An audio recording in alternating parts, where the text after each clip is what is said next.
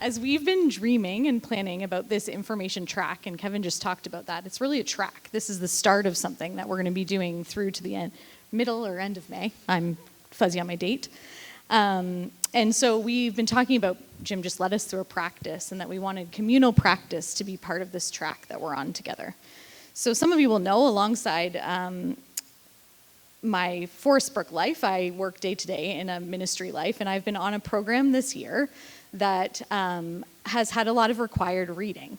And I'm an avid reader, but required reading has a different feeling to it. And so I had a book that was part of this program, and as I read it, thinking in my work brain and what was going on in this program, I suddenly became really enlivened and encouraged and energized about how much the language of this book aligned with the stuff we were talking about here at Forest Brook.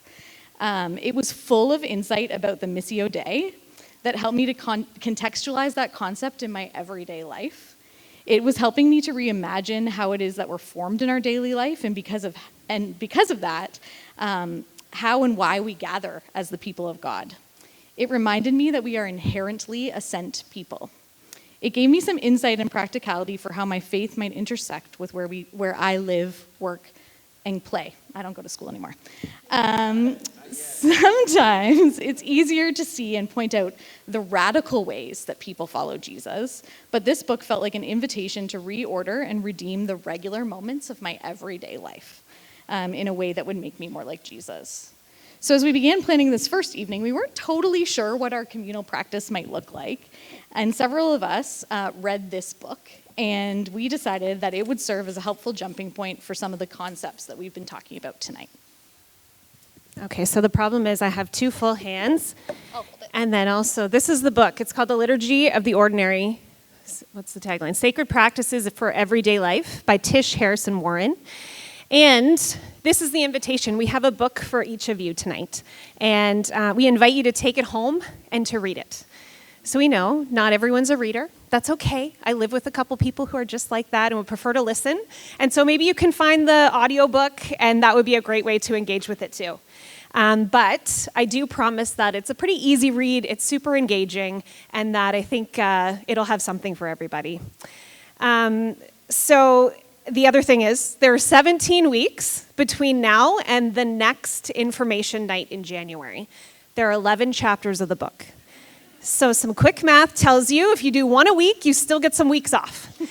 In the back of the book, there's a whole section. For each chapter, there's a section that has discussion questions as well as spiritual practices. And the discussion questions are great for your own self-reflection as well, or to chat with someone about, which Rachel's going to tell you a bit more about that in a second. And then the spiritual practices are just really simple practices that weave into your everyday life. And did I already say this? No. Okay.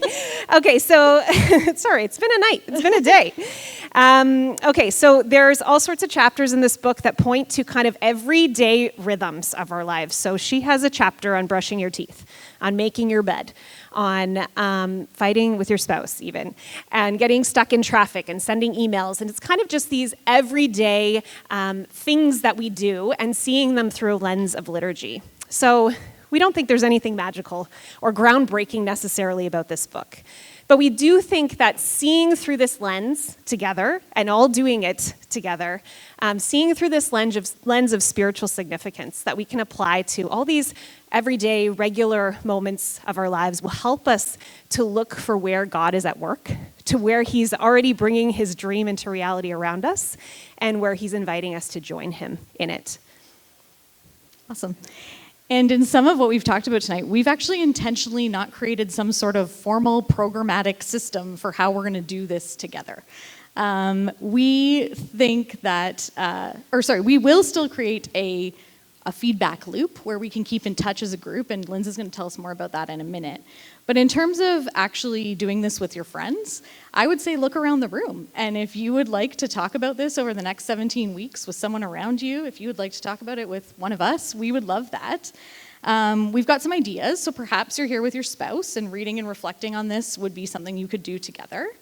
Maybe it works your way into your family's life. There's also a chapter on making your bed, so if you're a parent, it could be a win-win kind of situation if you want to talk about it at dinner. Maybe you already gather with some of the people in this room in some other way in Forest Brook life, and maybe you just want to weave some of this content into that program or that small group or the other ways that you interact. And I would just say in conversation as we bump into each other over the next 17 weeks, check in and see how it's going. And so we'd encourage you to be creative and innovative about how you take this journey with other people. And if you don't feel like you have a really natural way to do that and you want to talk to someone, talk to one of us. We'd love to talk about a way that we could walk alongside you in that. And so we're going to send out regular communication. As Kevin said, this is a conversation that we're starting tonight that we really want to keep going. So over the next 17 weeks, look for that. And this week in particular, we'll send out an email that will kind of outline both ways that you can share what you're hearing tonight, what's resonating for you, maybe some of the questions that you have, and as we go along, some of the ways you're engaging with the book, maybe some new things you're hearing from Luke 10, or some stuff that came up for you in that Lectio exercise that you'd just like to share with us. So look for that email coming this week.